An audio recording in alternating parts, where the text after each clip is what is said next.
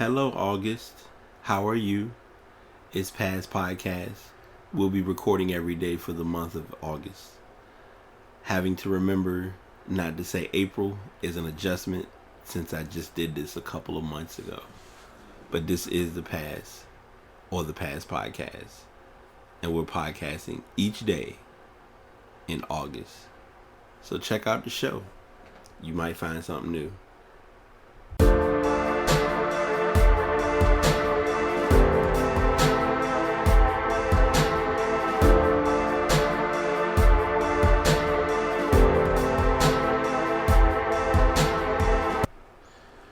Alright, y'all. The Past back at it again. Episode 109. I'm your host, BT. We're back at it again with another episode. I'm not going to really waste a lot of time. I'm going to jump into it. And this is going to be part of a 3-part series that I thought of doing. It's somewhat related to, well, 2 of the 3 stories will be related to sports, and one of them is a bit of a personal a personal discussion, because I wanted to talk about this as the story was shared with me, because I feel as though it's not talked about enough, and it has a huge impact sometimes. And I have them written in my book in different orders, but I'm gonna kind of address them how I feel fit and just kind of go from there. So today's topic is, well, let me rewind so I can tell you what's tying into what triggered these, or where I'm at, because I mentioned this in the previous episode. So many times we do or don't know this or don't realize it, but people go through things. We go through life. Challenges hit, obstacles occur, and we try to make ourselves believe or see that everything is okay, but in reality it's not. And we don't get the help we need. We try to go through it on our own, thinking that it's going to be all right, when in reality we're going through our mental toll. And we feel as though there's never going to be a right or wrong time to get help, because we want to just try to work through it. I'm speaking from personal experience. I'm going through my own bit of things here and there, and I've talked to it with a couple of my friends, and also realized that everything's not as bad as it may seem. So I've thought about that as well. So I'm sharing all of that, and I'm just kind of addressing this with you all to make it clear that if you're having something that you're dealing with, if it's a mental illness, I won't say it's not a mental disorder, but a mental illness, it's not the expectation of, all right, tell somebody and talk about it and deal with it. It's, if you truly and honestly need help, it's not the worst thing to ask for or be given help. I know from a lot of things that I've had happen, like I've talked to people. A lot of people have heard me mention or know it's coming, where my anniversary comes with something that I've personally had to deal with. And when you look at it, some people may look at it like, well, it wasn't a big deal. It was something small. I mean, you shouldn't be all that worried about it. I almost said what it was, but I didn't want to publicly put that out there. But from my end, it's not that simple, because it always is going to be something that pops in my head or something that comes up. Like, certain days can come and go, and you just have to kind of know, like, not to be in that place of taking yourself through, through that challenge, or through that motion of dealing with it. So like I said, it's having that mental balance of an imbalance, I guess, is important, more important than we realize sometimes. But as an add-on, and as an even stronger presentation, like I said, I have 3 pieces of it that I've heard or seen stories related to it, and also just stories that I have kind of kept track of in reference to this. So the three portions or the three topics that will be broken down are depression, anxiety disorder, and schizophrenia. Today we're going to be talking about schizophrenia. And schizophrenia is going to be huge strictly because the story tied to it was a story that I truly knew about but didn't know the extent of it until it was kind of brought to light. So there was a young lady named Sky LaRue who played basketball at University of Virginia. She had a very strong career at UVA, and she, in the midst of her playing there, she made some decisions and decided, I don't feel as though this is what I want to be doing. I have other plans. I want to go and play overseas. Now, of course, in WNBA, playing overseas can either be a great thing or it could be a challenge towards your career. Let me make sure I have the story correctly. She was, let's see, LaRue. So I'll kind of give the backstory. LaRue was once one of the most promising basketball players in the country. She was ACC Rookie of the Year at UVA, later selected to ACC to all ACC first team. Had the school record for rebounds. Pat Summitt, acknowledged her as being one of the most impressive freshmen in the country. In 2003, she was drafted 27th overall in the WNBA draft.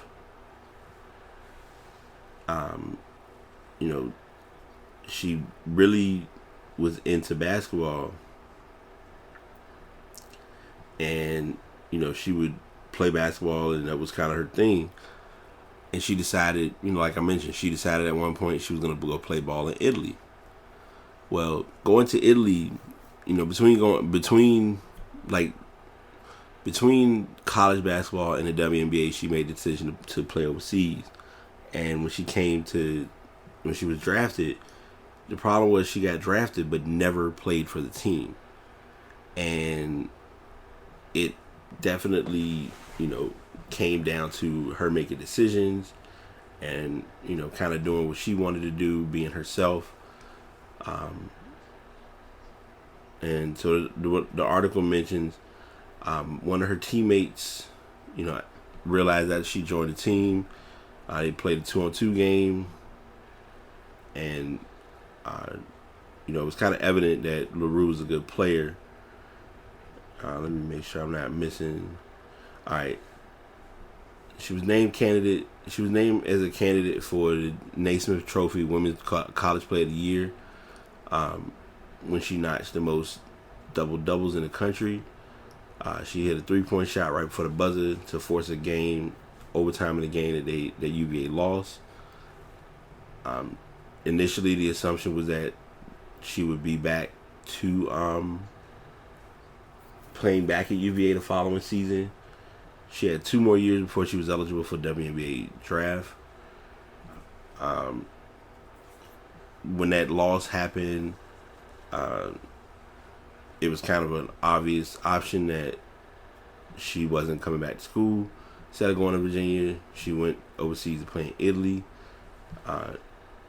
And what's tough about it for her is LaRue now is homeless. But LaRue is not just in a homeless state, she suffers from schizophrenia. And she doesn't want anyone to help her because in her mind she feels as though she's okay. And it literally is a mental illness that's taking her over. And I guess I should give a more foregoing story behind this. E60, who ESPN, if any of you say what you want about ESPN, like it, love it, hate it, leave it, whatever. ESPN does some serious stories about players, about coaches, about personal lives, things of that nature. And this story was no exception. One of the anchor persons on ESPN, she was trying her hardest to talk to Skylar Rue, and it was the hardest thing. Even watching the story when they played it, that she didn't want any help.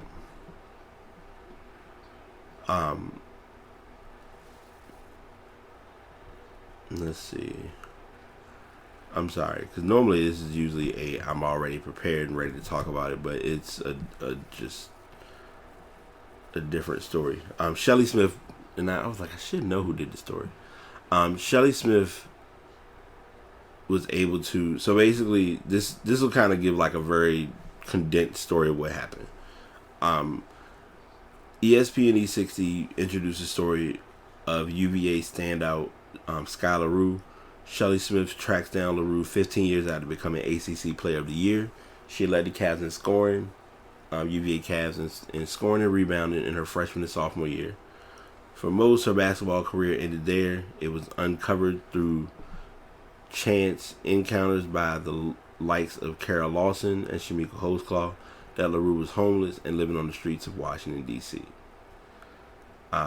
There was, attempts of trying to uncover what had happened to LaRue. What she discovered was a story of a young woman battling mental illness and homelessness in America. So it's it's a double hit, because number one, you're already dealing with the mental illness and the mental battle, but you're also homeless. And from her perspective, she didn't want to have anybody help her through what she was going through, because her assumption was she thought everybody wanted to take her out and do nice things and try to, swoon and wine and dine her, when in reality, they were trying to give her help, but she didn't want any help, because her comfort zone basically was in being out, either sleeping on benches or, sitting out on benches, things of that sort, and just kind of hanging out. And I mean, the interesting thing is, it's not a easy task to deal with, or an easy thing to deal with. But when you're dealing with it by yourself, that makes it harder. And I'm going to say something that I really feel like should be addressed, because I talked about this in the podcast on I believe it was episode 106. I will come clean in saying something that not everybody can admit. But luckily, I've grown true to who I am and accepted life for what it's worth. And that is, in reference to the Charlottesville story, there's no one specific person, or there aren't enough roundtables to even try to be presented that can talk about what happened on last Saturday.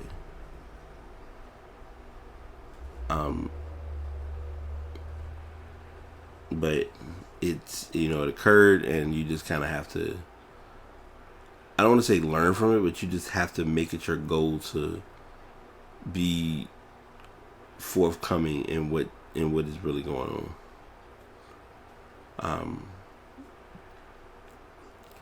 I truly, I feel as though this, like I said, the other two, like, let me state one thing also.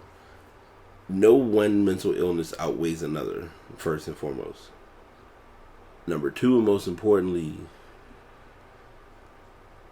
I truly feel as though it has to be looked at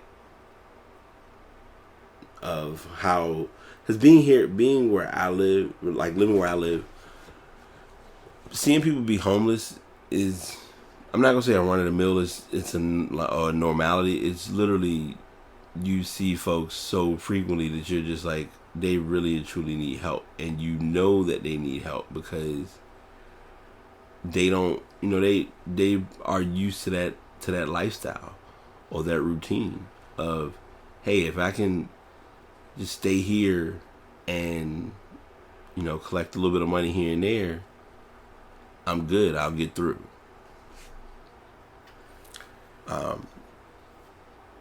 So I'll give a closing, and I'll close it like this. If you have not seen the story with Skylar Rue, what ended the story with Shelly Smith was when they were doing the interview. Shelly was talking with her and trying to get some information and finding out, just talking to her to kind of get her head, in the right place. And let's see, Smith had so to explain it, Smith last had contact with LaRue in January. She was jailed early this month. For Smith, the story is a reminder that athletes are not exempt from the challenges of society. I always thought you're an athlete, it gives you something to do, it gives you discipline, it gives you all of those things that are supposed to help you through. However, dealing with mental illness within her family, along with her family, and through the story of Holdsclaw, challenge her to think differently. Endorphins do not wipe out mental illness. I think that's what I learned the most from Shamiqua. It seems like a tragic story for one thought to be on track to be the best female basketball player ever. Smith's segment illuminates how drastically one can be affected by mental illness despite talent or charisma. As for LaRue, she has accepted her life, the streets being a comfort and freedom that local shelters cannot offer. LaRue seems content, at least in her own mind, for someone sleeping in the streets. She wasn't embarrassed. She wasn't ashamed. This was her life, and she said, "This is a really telling quote too." She said, "At least I'm not going backward." And I thought, geez, I don't know about that. And I'm sorry, LaRue will be 36 later on this. She's actually, her birthday is nearly a week after mine. The part of it that I think is huge for me is when she saw Smith was trying to talk to her, and this is where kind of like, so I'm also gonna I'll give one other part. What led to the homelessness and led to, once she was diagnosed with schizophrenia, it kind of was a running, it just kind of ran its course. LaRue returned from Italy and was diagnosed with schizophrenia. That same year, her brother was tragically killed. Despite the struggles, the Sparks, did draft her in 2003. 22-year-old rookie was released by the program before the regular season even started. She then returned to D.C., and that's where Shelly Smith found her. She was isolated from family, friends, and most everyone else. However, Smith described LaRue as charming, despite moments of instability in their relationship. I don't know what she's like now. However, the charm didn't last, as LaRue's family and close friends were all too familiar with her by now. She was so awful to me the last time I saw her, after being so friendly and charming, almost. Actually, she was charming. We liked her a lot. I learned how quickly it can change from somebody being friendly to their mental illness kicking in. Because Shelly Smith would, sit and talk. So, and I'm sorry. I'm giving this story kind of in different directions, but I'm gonna get to the hit of why it's huge and where schizophrenia came into play. One point, Shelly Smith had a conversation with LaRue. They were, Skylar Rue. They was, walking through DC. Everything was good. She was all right. There wasn't too much of an impact on her at that time. She went to see her, and I guess there was a drug deal that was involved that had gone wrong. And when Shelly Smith was talking to her, she just was like, "Hey, hey Sky, what's going on?" And literally, the first thing Sky said was, "I don't owe y'all any money. Like, what are you here for?" And it was just a completely different person from who Shelly Smith had having the conversations with. So when she finally talked to her, she was able to kind of once Shelly Smith realized that she wasn't really going to get through, she said, okay, well, I'm just going to have to, she was like, I have to leave. And so she left, and that was the last time Shelly Smith saw her. And it's just tough being in that state, in that position, because her health being at risk, and then you're making decisions on the fly, not being sure where or how you're going to get your next meal, things of that sort. And the tough part about it is she didn't want to do shelters. Like, most people, when you're homeless, and I've seen this, being, at least it's the case here, when you're homeless, you have more options and flexibility as to where you want to go. If you're homeless but you stay in a shelter, the shelter, you have to follow the shelter's rules. It's literally equivalent to living on your own versus you live with someone and you have to abide by their person's rules. Like, it's literally the exact same thing. So, sorry, I'm sitting here watching Gears of War. I've been kind of slipping on my esports game, but I'm gonna get into that as well, because I do feel like that's a topic to address for the month. But I hope everyone has been enjoying the episode so far. I truly just wanted to share this to make people aware that, hey, if you do know anyone that needs help, or if you need help, don't try to fool yourself into thinking that you're okay and you're not, because there may be someone going through a similar circumstance or a similar situation. So that's what I'm leaving with you all today. And like I said, communication ties into that heavily. That's why I did the other podcast, kind of bringing that story to light. So until next time, and sorry for being long-winded. I know it was a story that kind of told itself, but then kind of went all over the place and eventually returned back to its main point. But until next time, Paz signing out. Take care. Another episode complete.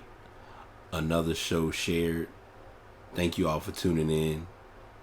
I appreciate you checking out any current shows or previous episodes. If you'd like to follow me on social media, you can look me up on the Instagram, Facebook, or Twitter under Paz Podcast. If you'd like to go to the website, it is available at pazpodcast.com, where you can listen to this episode as well as previous episodes. Until next time, y'all take it easy.